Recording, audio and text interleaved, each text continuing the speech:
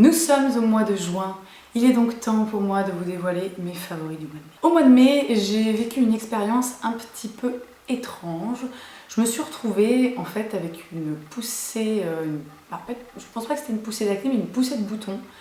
Très bizarre en fait, un truc que sincèrement j'avais encore jamais vu. Je me suis retrouvée avec comme des espèces de tas de tout petits boutons comme ça, mais genre sur toute la face comme ça, tout partout. Enfin bon, principalement quand même, principalement genre sur le bas du visage, sur la naissance du cou et sur le front. Alors c'était vraiment très très étrange. Enfin, quand je dis que c'était pas une poussée d'acné, c'est que c'était vraiment pas des boutons, on va dire, normaux. Je pense, à mon avis, que c'est dû à un traitement que j'ai dû prendre au mois de mai, des antibiotiques, et comme j'en prends vraiment, genre, enfin là, ça devait être genre la première fois depuis, je sais pas, des années que je prenais des antibiotiques. Je pense que mon corps a pas trop apprécié et que du coup, il a un petit peu essayé comme ça d'évacuer les antibiotiques. Bref, toujours est-il que je me suis retrouvée avec une peau qui était franchement pas géniale. Alors de loin, en fait, de loin ça allait, mais alors de près c'était genre la cata. Et j'ai utilisé un traitement, alors façon de parler, parce que comme d'habitude, hein, c'est un truc, voilà, c'est genre une huile végétale et une huile essentielle. Et donc j'ai utilisé un combo qui, je trouve, a été super efficace. J'ai donc utilisé de l'huile de jojoba. Alors bon, là a priori pas trop de surprise. L'huile de jojoba, c'est vraiment une huile qui est a priori tolérée par un petit peu toutes les peaux. Enfin surtout si vous avez la peau normale, voire mixte à grasse, c'est vraiment une très bonne huile parce qu'elle se rapproche beaucoup en fait de la composition du sébum de la peau. Donc c'est-à-dire que c'est un petit peu comme un leurre. Voilà. Donc très bien l'huile de jojoba. Éventuellement pas assez nourrissante si vous avez la peau très déshydratée ou très sèche. Mais ce n'est pas le sujet. Ce qui a vraiment fait une grosse différence, je pense que c'est l'huile essentielle de bois de santal. Alors l'huile essentielle de bois de santal, elle a tout un tas de propriétés, mais la propriété qui m'intéressait particulièrement, c'était la propriété anti-inflammatoire. Voilà, puisque donc j'avais vraiment... Oh, je vais y arriver ou pas là? Oh, hein? Bon, donc j'avais vraiment la peau qui était inflammée, j'avais des inflammations, voilà, les boutons c'est des inflammations, j'en avais tout plein, tout partout, et ça a vraiment été super efficace. Alors un petit mot comme toujours à propos des huiles essentielles, attention avec les huiles essentielles, c'est pas à prendre à la légère, c'est pas à utiliser comme ça n'importe comment. Si vous utilisez les huiles essentielles, déjà attention à ne pas être enceinte, puisque c'est complètement prohibé quand on attend un bébé. Et surtout, faites toujours un petit test sur l'intérieur de votre coude pour voir si ça ne crée pas de réaction allergique. Vous mettez juste une petite goutte, vous attendez 24 heures et si tout se passe bien, vous pouvez en appliquer sur votre visage. À savoir aussi que, évidemment, on n'applique pas une huile essentielle pure sur le visage, comme ça sur l'intégralité du visage, sauf si c'est vraiment, genre par exemple l'huile essentielle de titri, vous pouvez avec un petit coton-tige en poser vraiment de façon pas ponctuelle mais ciblée. Voilà, c'est la journée, je ne trouve pas mes mots, c'est la journée zéro vocabulaire, comme ça, voilà, je sens que ça va être grandiose. Les huiles essentielles, quand on veut les appliquer sur tout le visage, évidemment on les mélange avec de l'huile végétale, c'est vraiment ce qui fonctionne le mieux, le combo qui est le plus efficace. Et pour en revenir donc à ce petit combo huile végétale de jojoba et huile essentielle de bois de santal, moi ça a vraiment été super efficace. J'avais vraiment la peau en fait qui était toute rouge, qui était toute, c'était vraiment pas cool en fait. Limite ça ressemblait à une allergie. Alors je pense pas que c'était une allergie parce que j'ai rien changé dans ma routine de soins ou alimentaire ou que sais-je. Voilà, donc à mon avis c'était vraiment dû aux antibiotiques que j'ai dû comme ça évacuer. Mais toujours est-il que ça a été super efficace. Je garde vraiment ce petit combo sous la main pour éventuellement les prochaines fois où j'aurai des grosses poussées inflammatoires comme ça. Je pense que ça peut être bien. Après ces 35 minutes à parler de l'huile de jojoba et de l'huile essentielle de bois de santal, je passe au deuxième soin que j'ai énormément aimé au mois de mai. Il s'agit du gel nettoyant visage Rosa Centifolia de chez Rennes. Alors j'avais une miniature depuis super longtemps que j'avais reçue. Je sais plus comment est-ce que j'avais eu ce truc. Je me demande si c'est pas Hélène qui m'avait donné une espèce de un petit pack comme ça où il y avait 4 produits Rennes. Bon bref, peu importe. Donc voilà, je l'avais depuis très longtemps, je l'avais jamais testé parce que c'est vrai que j'avais d'autres trucs en cours. Et puis je suis retombée dessus au début moi et voilà, je partais en week-end et j'avais pas envie de me trimballer mon énorme bouteille de nettoyant d'Evita qui en plus est en verre et qui en plus n'a pas de système, vous savez, de blocage de la pompe. Donc du coup, c'est vraiment le coup à te répandre l'intégralité de ton nettoyant dans ta trousse de toilette. Donc je suis partie avec le Rosa Centifolia de Rennes et il est juste mais génialissime. C'est vraiment un truc de ouf. Donc c'est vraiment un nettoyant classique pour les peaux normales et ce que j'ai trouvé vraiment génial avec ce nettoyant, c'est qu'il ne dessèche mais alors absolument pas la peau. Je trouve déjà que mon nettoyant d'Evita dessèche très peu la peau, mais alors celui-ci c'est encore un niveau au-dessus. En fait c'est vraiment c'est un petit gel mais qui mousse à peine. Vraiment ça me fait un peu penser au comment il s'appelait le nettoyant Blemish quelque chose de chez Juice Beauty que j'utilisais il y a pas mal de temps. Ça me fait un petit peu penser à ça, mais je trouve que celui-ci pour le coup vraiment c'est-à-dire que je me lave le visage avec, je me rince le visage et j'ai vraiment l'impression qu'en fait le film hydrolipidique de ma peau n'a pas bougé. Voilà, et pourtant ma peau est propre. Donc vraiment gros coup de cœur pour ce nettoyant. Je pense que quand j'aurai fini le Devita, j'achèterai le full size parce que vraiment il est top. Donc si vous cherchez un nettoyant qui n'est pas du tout agressif, qui nettoie bien, alors bon, Rennes c'est pas bio mais c'est vraiment, ils ont des compositions qui sont quand même qui sont vraiment très cool. Voilà, pas de parabènes, pas de sulfate, pas d'huile minérale, pas de pétrole, pas de parfum synthétique, pas de colorant, pas de glycol, silicone, PEG, machin, etc. Voilà, donc c'est pas certifié bio mais c'est quand même super clean. Et au niveau de l'odeur en plus, ça sent, vous vous en doutez, la rose. Donc c'est vraiment une odeur qui est super agréable. Voilà, j'ai beaucoup aimé ce produit. Le fond de teint Nars Sheer Glow que j'avais envie d'acheter depuis très longtemps. Je me demande limite ça fait pas genre 2 ans que j'avais envie d'essayer ce fond de teint. Je me suis lancée, voilà, vous l'avez vu dans ma dernière vidéo make-up. Alors, soit dit en passant, quand même, je voudrais juste dire que j'ai tenté un truc pour cette vidéo, c'est-à-dire qu'il y avait très peu de lumière, c'était un peu, j'arrivais un peu à moitié nuit, tout ça. Et j'ai souvent remarqué qu'en lumière naturelle, en fait, le maquillage, pour les vidéos maquillage, le make-up ressort très mal. Donc du coup, j'ai tenté le coup avec une lumière artificielle, ce qui a fait que effectivement, il y avait une différence de couleur entre mon visage et mon corps qui était juste, mais genre hallucinante.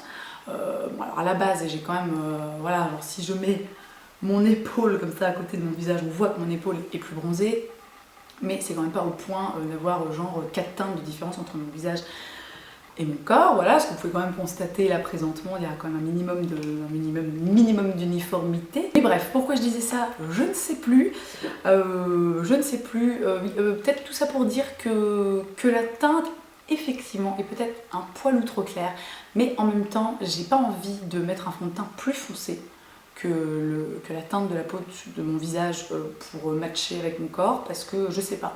Parce que je me dis bon bah c'est comme ça, j'ai le visage qui est plus clair, ce qui en même temps est un petit peu normal, puisque je veux dire, entre les gommages, les nettoyages, les masques, machin, etc. Forcément le bronzage tient moins bien sur le visage.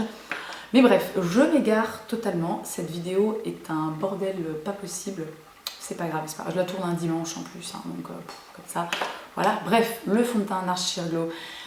Gros coup de cœur, donc éventuellement je pense que d'ici quelques semaines, si je prends encore un petit peu le soleil, il va falloir que je passe à une teinte au-dessus, mais en attendant ça le fait encore à peu près correctement. Et donc il est génial, voilà, j'adore ce fond de teint, il infini qui est super naturel, il a vraiment une très bonne couvrance, il s'applique super bien. Je suis vraiment fan de ce produit, je suis vraiment très contente de l'avoir enfin acheté. Seul petit bémol, la bouteille en verre et le système de distribution sont quand même pas très pratiques.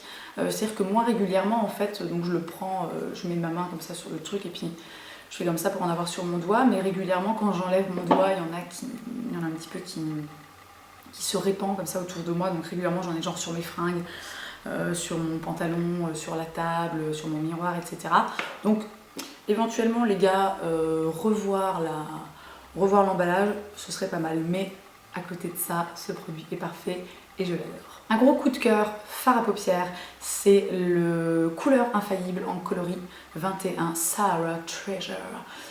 C'est d'ailleurs un fard à paupières que j'ai porté quasiment, que je portais sur ma dernière vidéo, le haul Emma, que voilà, je portais dans mes looks, etc. Je suis vraiment tombée folle amoureuse de ce fard à paupières, il est super joli.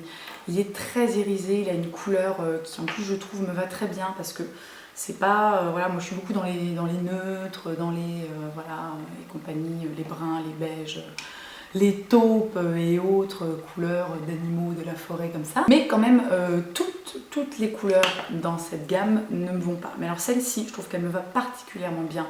Elle va particulièrement bien, je trouve, avec mes yeux qui sont longs que noisettes, avec une légère pointe de vert.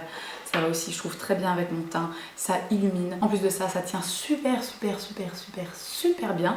C'est-à-dire qu'il y a des jours en fait où je mets même pas de base en dessous parce que ils sont vraiment, ces fards sont assez incroyables. C'est un peu comme, la texture est un peu marrante parce qu'on a l'impression que c'est un fard